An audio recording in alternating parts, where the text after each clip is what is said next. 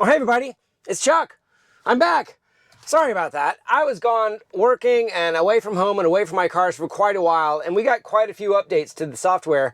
But last night, this morning, FSD Supervised 12.5.4 was released, and I figured I'd come out early in the morning and do a first impressions video, but a first impressions video of a new style. So I am basically going to add some highway driving to my first impressions route back to Memorial Park, and perhaps an actual Smart Summon demo in the middle in there. It's probably going to be a long video, so I'm going to try to use the strategy of speeding it up when I'm not speaking or talking about something, and then normal speed while I am speaking, and we'll just kind of go through the conversation. But as you can see here, we are on a build 2024.27.25, which is actually behind the Cybertruck builds that are already up on 2024.32. We still do not have Cybertruck FSD, but it is perhaps pending. They are doing a lot of testing here with the Cybertruck on the unprotected left turn. But without further ado, let's stop talking and let's get driving. I've got a pretty good route set up in here. I'm going to either do a minimum of one unprotected left-hand turn, but if the situation presents itself, maybe we'll do two. For those of you seeing, I've got sunglasses on. I'm going to use sunglasses the entire time, hopefully. For the vision monitoring test, which was enabled in this one. So sunglasses was the primary build here. But here we are in our unprotected left turn, and let's just get a good start. It is 8:15 in the morning, Monday morning, so we should have a little bit of rush hour. There's a good aggressive creep, and it needs to wait. There's a lot of traffic coming with sporadic intervals here. So I'm just looking left with my foot near the brake. Okay, two more cars, and it can go to the median. And it should go to the median and wait. Let's see if it goes. Okay, it's going. No question mark maneuver. Did you see that? No question mark maneuver and a roll right through. That was a perfect unprotected left turn for that scenario, but very distinctly I noticed there was not a question mark maneuver that the Cybertruck has to do. So that starts the question of training how to do this maneuver based on the car size. That was a pretty good one. I think just because it's a good chance to do this, and I might not get an unprotected left-hand turn video out quickly, I'm going to go ahead and do one more unprotected left-hand turn, so stick with me. Okay, here's our second unprotected left-hand turn.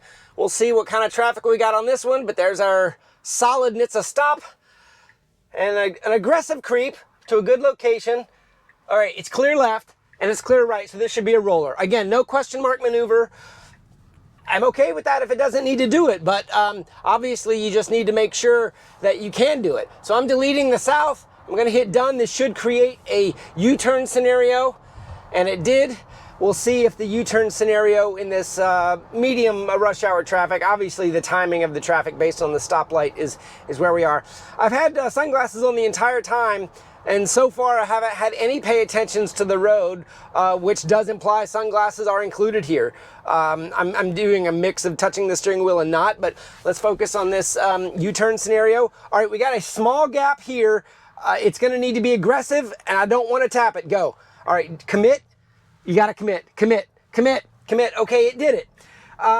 It chose a gap and it committed fine. It was a little slow in the initial turn for my liking with the way that traffic was coming, but I'm not complaining because it did it. And it chose the right gap and it accelerated around.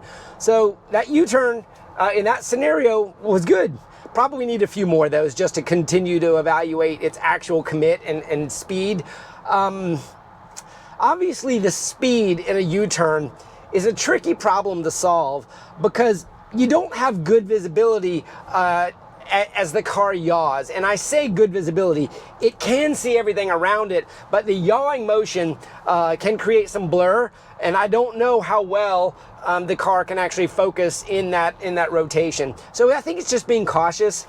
James Dalma and I talked about that a long time ago, where when a human moves its neck, the pivot of the neck and the way that the eyeballs can maintain focus on something specific is different than a set of cameras rotating that does not have individual pivoting ability. So anyways, just something to think about. Maybe that's why it's going initially a little bit slow.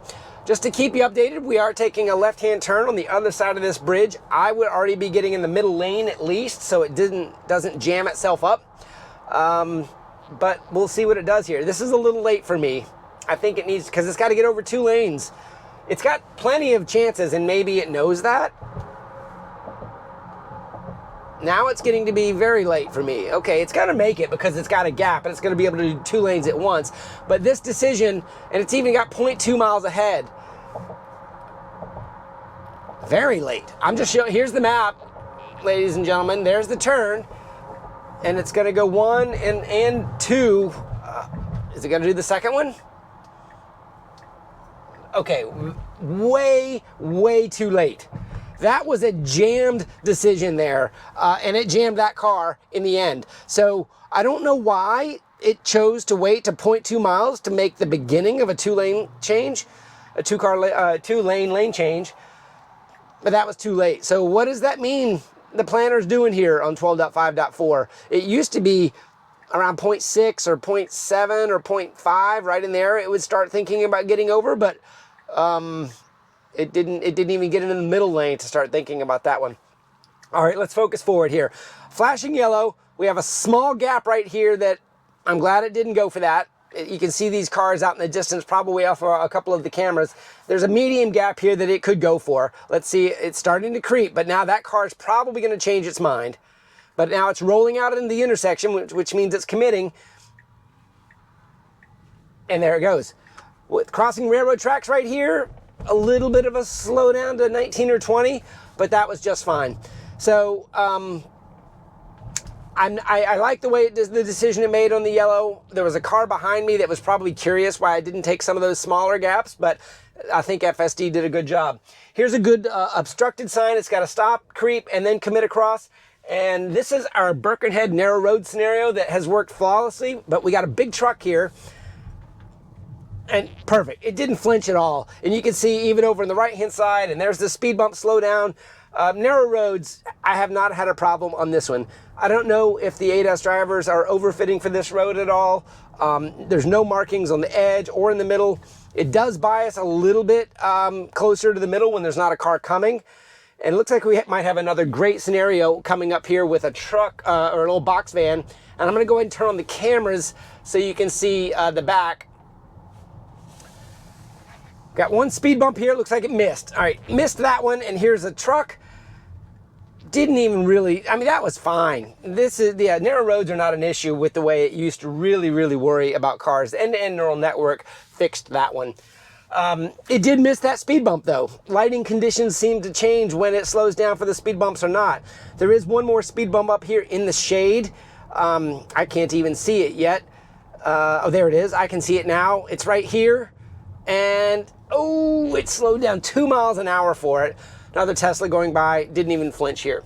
Okay, this next one is kind of varsity, but it's gotten really good at it. But let's just see if it's situation-based. It's a suicide lane. And since I have been testing FSD, it does not use suicide lanes to wait at all. Oh, wait, we're clear left, no problem. Now it's waiting on the traffic for them. Oh, is it gonna go? Where's it gonna go? It went, wow. Did it aggressively go for that? It didn't wait in the median, but I thought it was going to have to.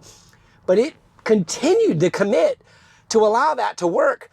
That was a really good one. God, I wish there was a thumbs up button sometimes. I am going to hopefully edit this route here. And let's see, it should. Okay, good. I've got this route set up. This continuation here down Wilson Boulevard might be a little bit of a quiet spot. I might try to speed up the camera there. But what I'm trying to do is join 295, the interstate, just to validate that the highway stack is or is not here yet. It should not be here because it's not there in the release notes. And then from there, we will continue our way on the interstate over to Memorial Park. And then maybe we'll jump out there and do some smart summon, actually smart summon, and maybe a little bit of Vision Park, Auto Park. So we do have to get over 2 more lanes here, so this might give us another scenario to watch how the planner is thinking. You can see we're taking a right turn up here at this next stoplight after this. It's got to go over the bridge and over 2 lanes and a little bit denser traffic. I have no doubt it can do it. I just hope it doesn't wait to 0.2 miles like it did last time. See, here we're at 0.4. Guys, I have not touched the steering wheel at all, really significantly, and the sunglasses are on full time, so sunglasses are fixed. And I've even got a ball cap and sunglasses on. So I am giving a thumbs up to the Tesla AI team for working on sunglasses to make them doable. Maybe on some of these stretches, I'll do a little bit of testing. So now I've got my blinker on, and it's got to get over. Somebody let them in because of the blinker usage. That was good. It needs to get over one more. He's got his blinker on too, and it did it. Guys, I cannot complain when it does the job, and the other drivers around it allow it to do its job, but it did it just fine. Not touching the steering wheel at all in that scenario. Good job. Good. That planner was better. It wasn't 0.2, but it did feel a little late. I don't know why. It just changed lanes without a blinker there. It felt like the lead car talked it into doing that. I don't know why it did that. Obviously, this is a 2-lane marked road. It can be in the right lane or the left lane. Obviously, slower traffic should be to the right. But it did a lane jump right there, almost at the same time that lead car did, which could be another clue that it's using lead cars for direction. Obviously, there could be buses, there could be parked cars in this right lane, and maybe it wants to be here for all of that. But it didn't use the blinker to change lanes there. We have a car coming in here. Look, school zone when flashing. 15 miles an hour. I didn't even realize the school zone was here. The lead cars may be controlling our speed here. It is going 24, even though that sign said 15 when flashing. So it obviously is not honoring any sort of speed limit. I think it's just honoring the lead cars. So I don't think any sort of sign reading or honoring of those special zones is happening yet. We've been talking about that for a long time. School buses with stop signs are still kind of intermittent depending on the scenario and the lighting and the visibility of the fold-out stop sign on the school bus. But I'm going to say that one, it did not acknowledge it, even though we crossed it and the car was slowing. The cars up in front were doing the slowing.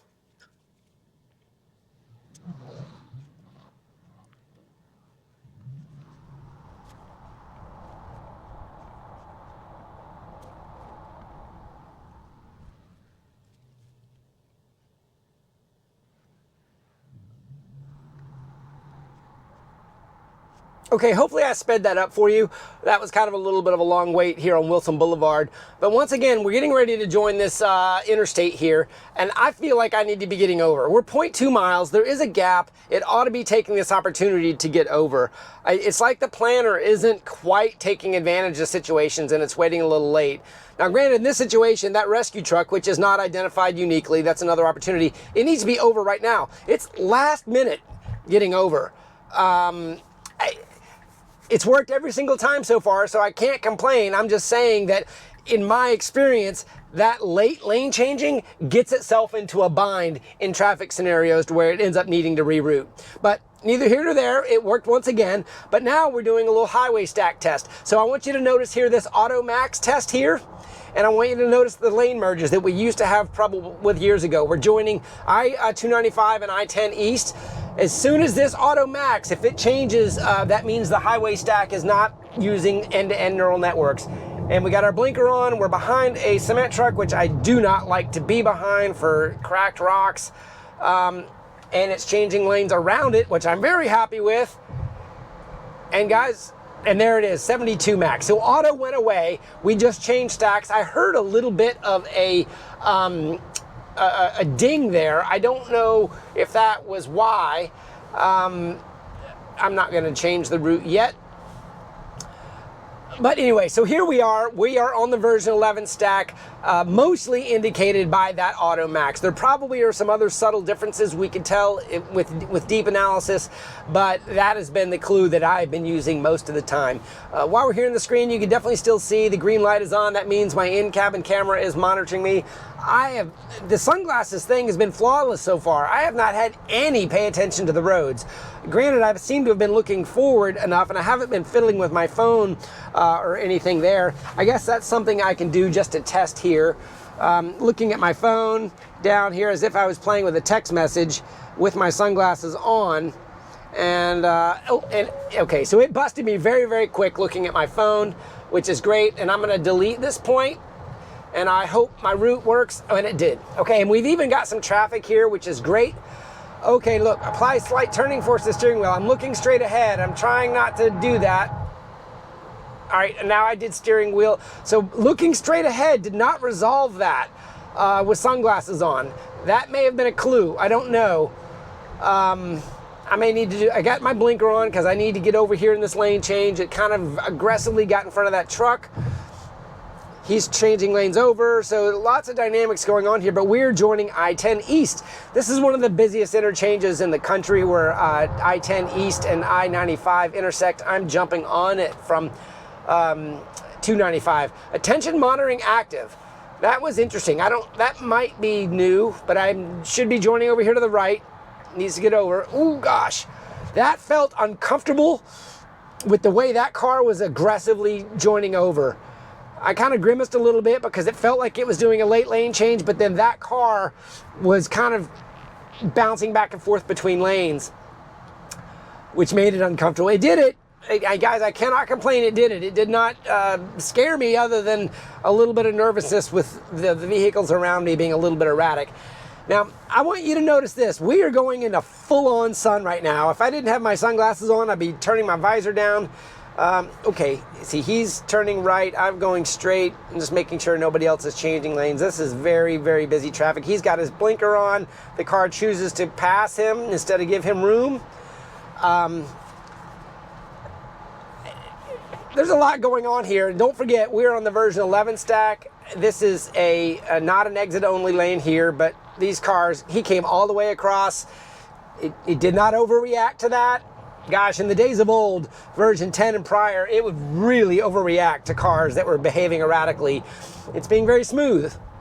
Haven't touched the wheel. I've got my visor down. I don't know if you direct sunlight into that camera, and I'm not getting any sort of vision obstruction issues due to the sunlight. Guys, this is really doing well. To have the sunglasses vision monitoring in the version 11 stack just also does apply how these stacks layer together, right? So we know we're not in end-to-end neural networking because we've got a speed here. I can adjust this speed. You see that? I'm going to leave it at 70. So it's not doing the auto speed. We're not in the end-to-end stack, yet the sunglasses monitoring stack using the camera does exist, which means they've layered these stacks together in order to work it.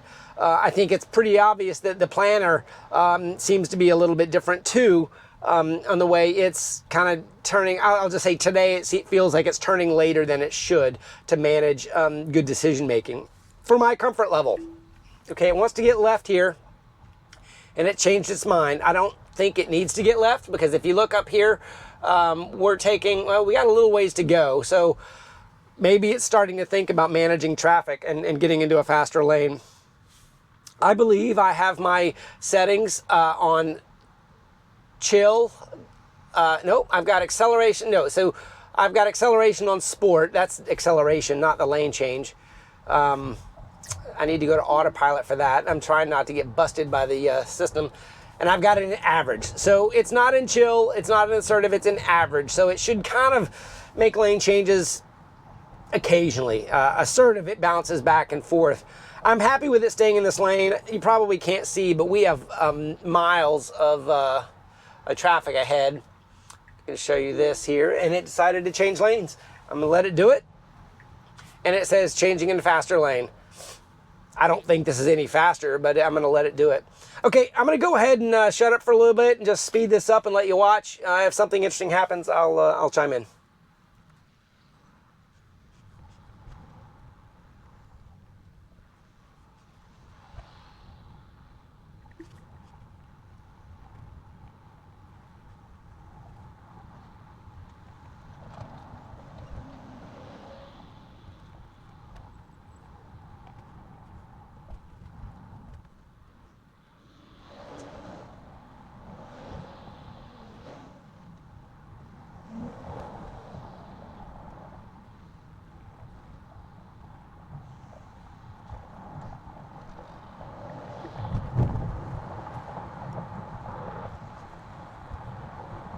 Okay, that was a long little set of traffic, but I've never done this before, and I've never done this route before, and especially on video. But here we are again, we're just watching. We've got to get over in a significant merge scenario to an exit in just a little bit before we go downtown. But the sun is still in our face. I have not had to touch the steering wheel. I have not seen any warnings about being blinded. You can see it doing light blue here. It wants to get over badly. And now it's turning and it's going over. It's across a solid white line to do it. And it's stuck with the solid white line or something. I don't know why it's not getting over. Yeah, it's uncomfortable. And I'm taking over and getting it over here. So that wasn't a disengagement. It was that solid white line, guys, I think, that created that problem or something in this interchange. It's got to get over. I helped it a little bit. It should be able to cross these dotted lines. Guys, this is varsity even for regular human drivers. I'm very, I don't say uncomfortable, but I am looking about 1,000 miles an hour at all the different things it's got to look at. And it needs to get over again. And it's in a position now to make it. So an interesting dynamic. This is where Interstate 95 and I-10 merge. One of the busiest intersections, especially during rush hour. And it felt like it had the gap. It had the gap and the car was letting it, but that solid white line was preventing it from managing it. If I had not intervened, it would have continued north on I-95 and probably had to reroute through some sort of interchange off-ramp. But I helped it there just to kind of keep the route preserved. I will add this to my future routes. I think this is a great example, especially in the morning with the sun, dense traffic, especially once we get. Now, notice we're back to Auto Max. We're off the highway, so we're back into version 12 and neural networks. Let's kind of show you the route here. That interstate interchange there has been problematic before. I have seen that, so that is not a new issue. I have seen it cross white lines before, though, so I'm not saying it can't cross a white line. Matter of fact, I think just a few minutes before it crossed a solid white line. So there must be something in the map data there to add an additional layer that prevented it from going over. There was plenty of room for it to do so, but it never committed. To the lane change. So I don't know what to say there. Hopefully Tesla AI is watching and they can kind of see what that is at the Interstate 95 and I-10 interchange here in Jacksonville, why it wouldn't do that. But we are at one disengagement, mostly to keep the route going. And we got a couple lights here and we're going over to Memorial Park. And once I get to Memorial Park, I'm going to kind of dynamically see what the situation looks like. I would like to do a Vision Auto Park. And then I have not tested actual Smart Summon yet, so I skipped a release. A few people have already driven this and verified that this version 2 of actual Smart Summon has an increased range of about 50 feet on the radius or about 100 feet on the diameter, which gives you a little bit more range to have a come to me or a summons circle. As this range gets larger and larger, obviously it gets more and more difficult to even see the vehicle, which is sort of a requirement right now, I think. And I have not heard whether or not the emergency braking scenario around curbs has been resolved. I have not tested that myself. I'll try to find a scenario in a parking lot to do a little Smart Summon here. Hopefully this video won't get too long. But in the meantime, I'm just going to let you watch this so some of it can be sped up.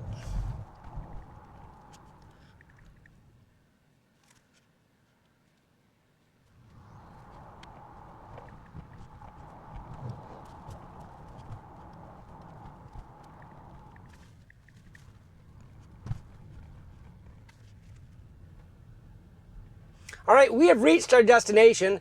I'm just gonna see if it decides to stop here, and it looks like it is. So our route, well, no, I'm gonna let it keep going just a little bit. And I wonder if I can, is it gonna go slow enough for me to do an auto park?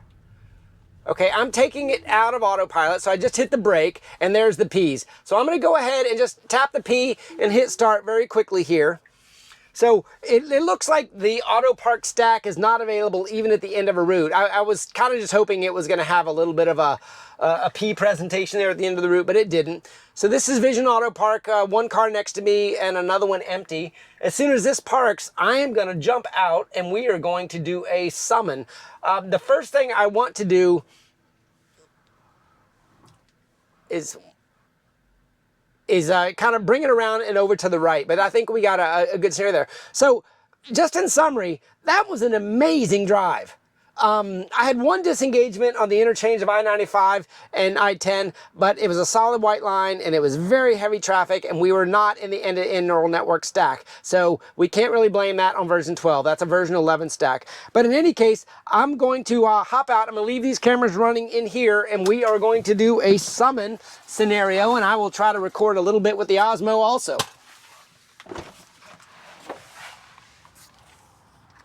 Okay, I had to set the car up, obviously, to have a actual smart summon turned on. That was a feature I thought I had previously turned on, but that was actually just part of the previous summon. In any case, I've got the car, a screen recording going here, and I'm just gonna click on summon down here, and now you can see the blue dot where I'm actually walking and the location of the car, and we should get a radius to pop up. And cannot use on public roads is the alert I'm getting here. Actually, I thought I was going to be able to do this on this road, but this is identifying itself as a public road. So I'm going to have to close up here. We'll go to a parking lot. Okay, so obviously verified, and you can tell I haven't tested this very much. Even this little side road here in front of this apartment building, you can't use actually smart summon. It says cannot use on public roads. So I've got a Publix parking lot entered in here, and just engaging it as soon as the steering wheel is available to pull out of the spot. We'll have it navigate over to Publix. We'll do another Vision Auto Park and then another test of actually smart summon. I thought it was going to work here only because it was a small little road, but there's definitely a parking lots, or I guess the map data, if it's got a road, it's not going to allow you to put a smart summon on there, which is honestly pretty smart for where we are on this stack. Makes sense to me. I just wasn't in my mind sure that that was a requirement yet. So this upcoming intersection, those of you that watch my Memorial Park videos have seen this before. It's a great example of how the creep is dynamic with obstructions. There's a very large oak tree up here in front. Here's the NHTSA stop. The actual best view is before creeping all the way. And right there, it can see there is a car coming, but it aggressively went for it, ahead of it. So it could calculate the trajectory and used a good acceleration to make it. Now the Publix parking lot you can see in the upper right hand corner is just up to the right. So this is just a quick little jog up here. I used the POI, pedestrian jaywalking. Very good example of the awareness of the FSD. Great little clip there. I used the POI, so I didn't necessarily pick it, so it's probably going to pull me to the front door. And it even says auto navigation complete, even though I haven't pulled in yet, and you can see where the POI is. Point of interest for those of you that don't know what POI is. This car created a stop. I'm just going to see where it decides to stop, or if it's going to pull into the parking lot. Okay, it's pulling on into the parking lot, which is great. But this is where I was talking before. I kind of wish that it would start showing P's here or automatically find a spot. I'm just going to kind of let it meander around and see what's going to happen. We do have a pedestrian kind of walking up here. It's going to have to wait for some parked trucks. Still says complete, so it's just kind of navigating on its own. Obviously, this would be it doing banish, or actually, go park yourself, where it should be just looking for a spot on its own. All right, I'm going to go ahead and disengage here, let the stack come in, and hit one of the P's here. I'll hit the P right next to this car so we can choose that one and hit start. We'll do another Vision Auto Park, and then I'm going to run up to the front of Publix just to do a quick summon demo. Actually, smart summon.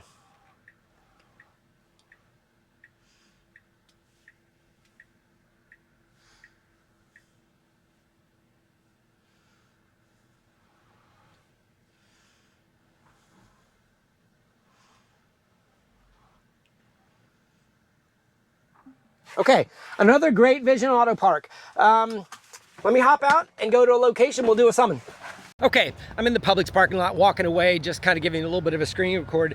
Screen recording's here. I'm gonna go ahead and tap summon.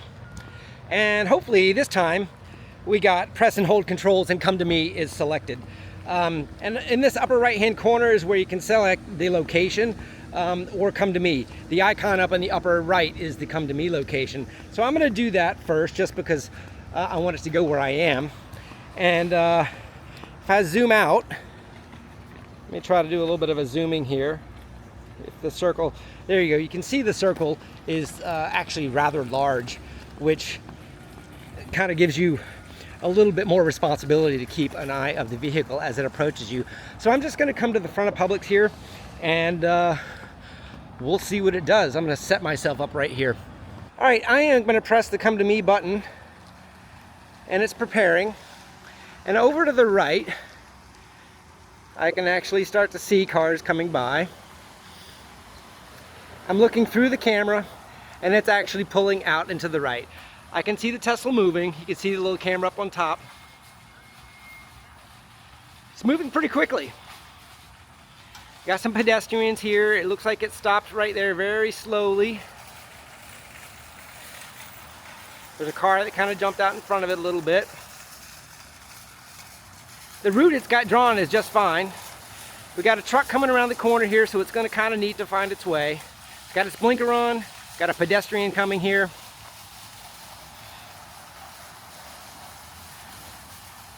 Pedestrian right there, very slowly stopping. No car, no driver in the car. And I've got my button held and very confident. I don't have a problem with this. There were no curbs to deal with. And let's see where it chooses to stop. It's got a little bit further to go.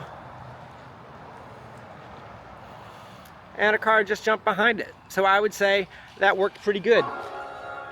And there's the ta-da feature. So I'm just going to have the come to me pressed now as I'm walking away and give you a little bit of a feature. We do have a car coming up here that it's going to have to deal with in addition to me.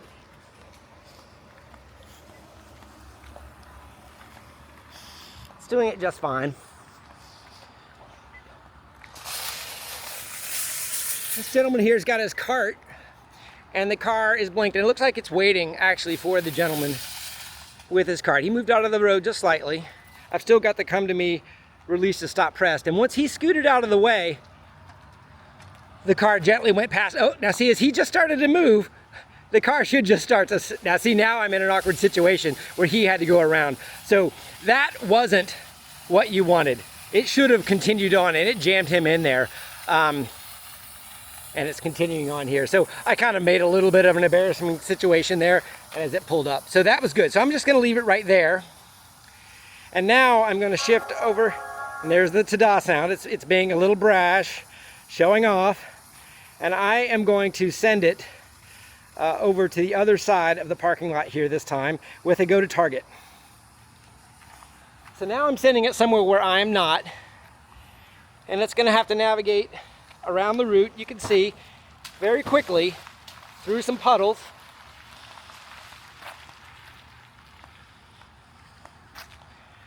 Moving much faster than it did on the previous version from what I saw from videos.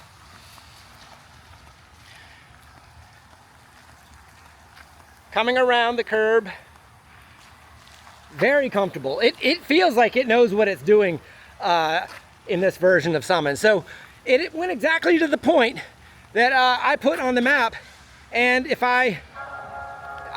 okay, so it did its ta-da beep just before I even let go. All right, so those are two demos of come to me and navigate to a point in actually Smart Summon, and it did a great job. Obviously, I had to deal with a pedestrian there. He was trying to get out of the way. I may have been a little bit too close, and it was kind of halfway between stopping for me and stopping for him. But I think it's just acknowledges pedestrians, it acknowledges cars. It's a little bit more aggressive on the speed. So, so far, so good. I still do feel this is a little bit of a show-off party trick.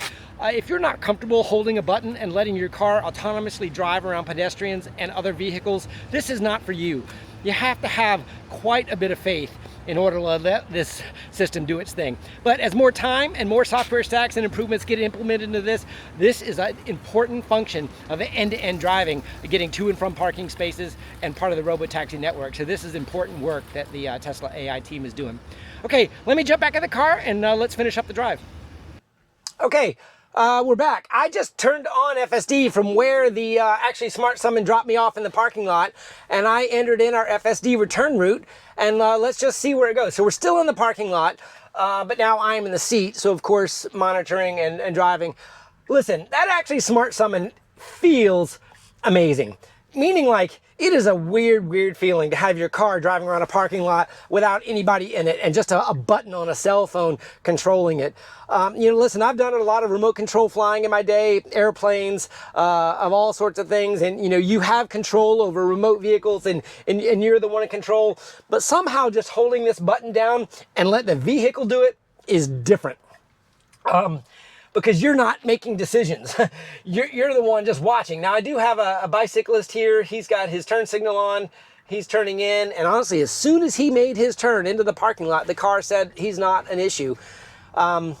Yeah. So we've got a little bit of just a drive back here.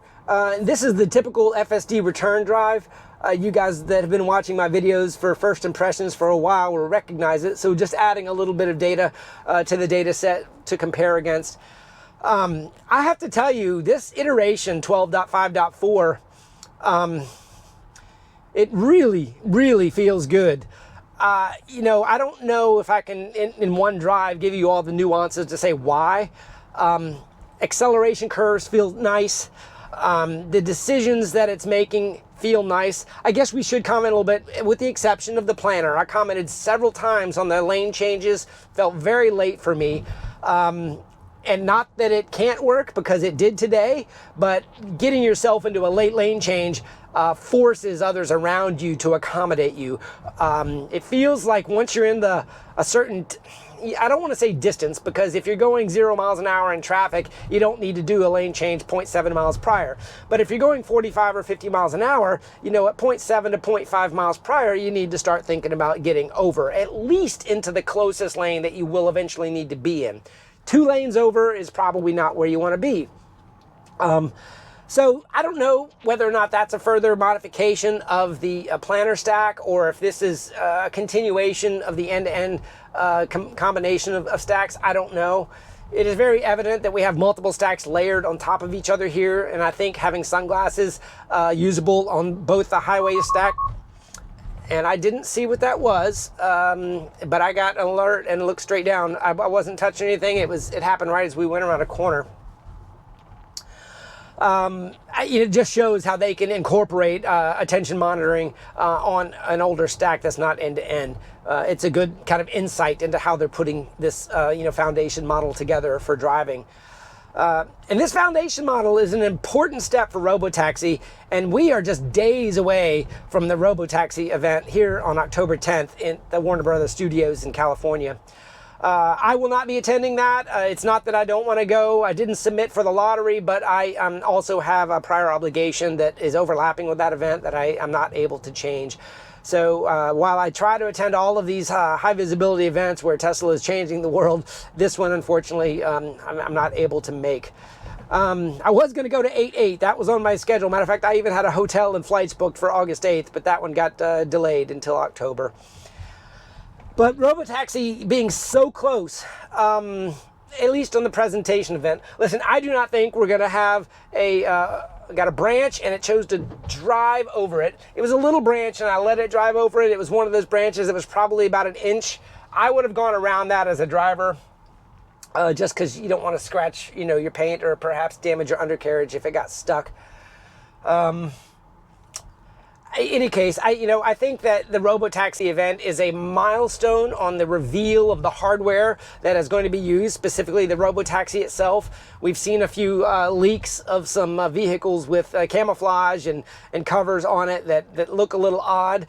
Perhaps they were doing a little bit of masking, so we don't know the actual shape. And I think that the software to get it deployable is still in work. I do not think we are announcing a fleet. I think this is another product launch that says, and will be available on, or about this date. I think that's where this will be. We haven't seen any of the software platform iterations yet. So I think that will probably be shown. We haven't seen any of the actual software being driven in the wild. So obviously, whether or not they're getting close on the stack, they're going to need some validation to where we're going to see robotaxis driving around everywhere with supervised drivers, ADAS operators in the vehicles, validating data, just like we see on my unprotected left turn. I really am excited to wonder if I'm going to get to see a robotaxi here on my turn. While I don't necessarily expect that to be the case, I've seen every other vehicle being driven in my neighborhood by professional Tesla drivers. So what a day that will be to see a robotaxi if that in fact happens. And of course, I'll continue to capture those photos and post them on X for everybody to kind of keep up with where we are. Listen, guys, I'm just driving down the road here like I was in a robotaxi, going through flashing lights. You saw a moving van there just a second ago. Didn't even flinch with pedestrians walking around. It's doing very, very good, accurate VRU, vulnerable road user, vector analysis to realize who's a threat and who's not on decisions. I do have a lead car here that's kind of controlling my speed a little bit below the posted speed limit. But I think that the car is still driving itself. And I keep coming back to this actual smart summon. I really can't say ass. Not that I'm afraid of saying ass, it's just it's a little too cheeky for me. And people that don't know what you're talking about would get confused, and then you kind of got to get into the humor of Tesla to explain it. But I think that is a function that, while it's on its own stack now, is an important capability for the entire vehicle to be able to do end-to-end driving.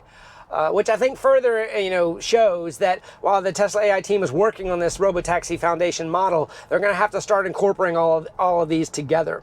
The fact that actual Smart Summon would not work for me on that public road is a good example of, it's not there yet, right? It can't do it yet, or they're not allowing it to do it. While I think parking lots are much more complicated than that small public road I was planning on testing on, if public roads were allowed, theoretically, I could do summon on this roundabout, right? And while that may be safe, Tesla is not ready to assume that liability. Not that they're assuming any liability yet, because you saw that thing I had to approve before I engaged it. I truly think if you get into an accident with actual smart summon, it's all on you. Your finger was on the button, you agreed to monitor, you agreed to keep it within line of sight. Tesla is not taking any ownership at this point. So just be wary of that. And it is unnerving allowing your car to drive around a parking lot, even if you can see the roof of the car, not being able to see from the driver's perspective other than through the phone.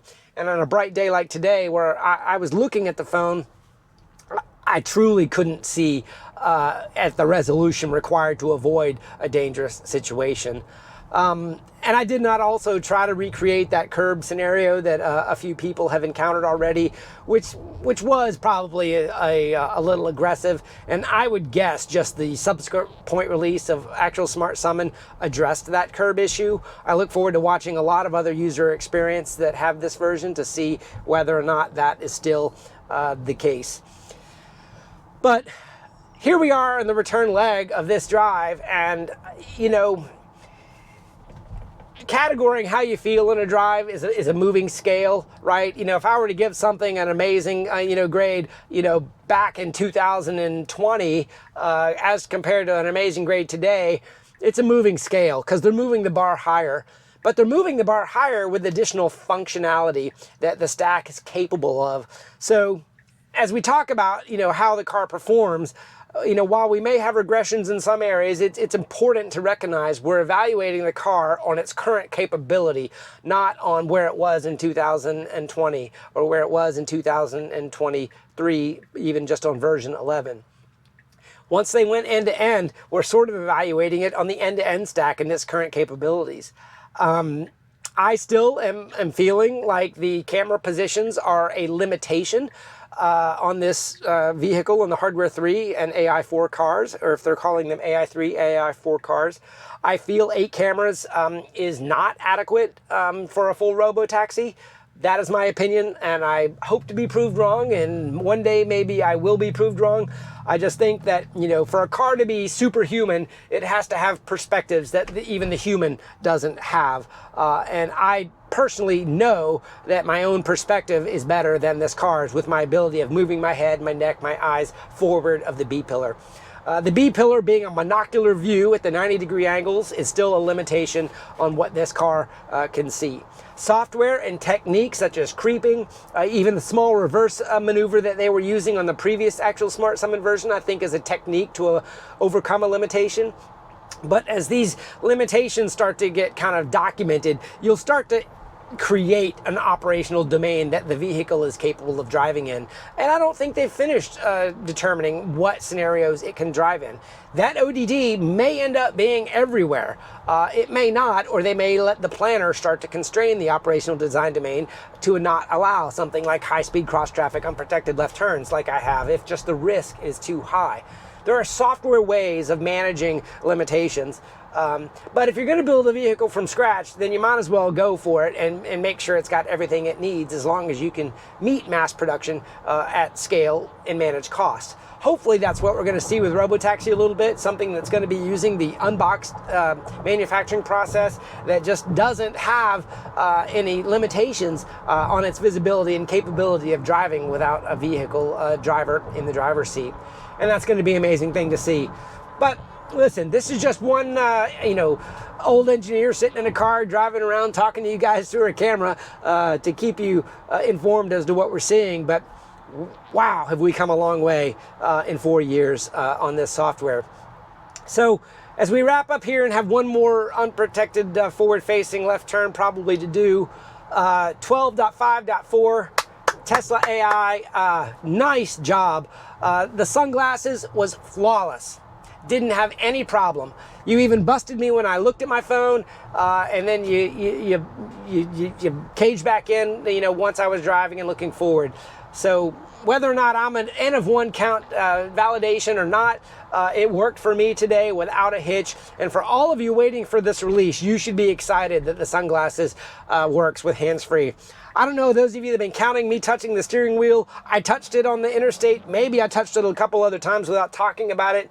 But here we go on our final forward-facing unprotected left, and it did it just fine. So great job, Tesla AI. Hey, leave a comment below. Let me know if you enjoyed these videos. Ask good, hard questions for the team to see if they're looking at my comments, and for me to try to answer with the limited knowledge I have. But that's what this is about, sharing information. Have a great day, everybody, and we'll see you again soon.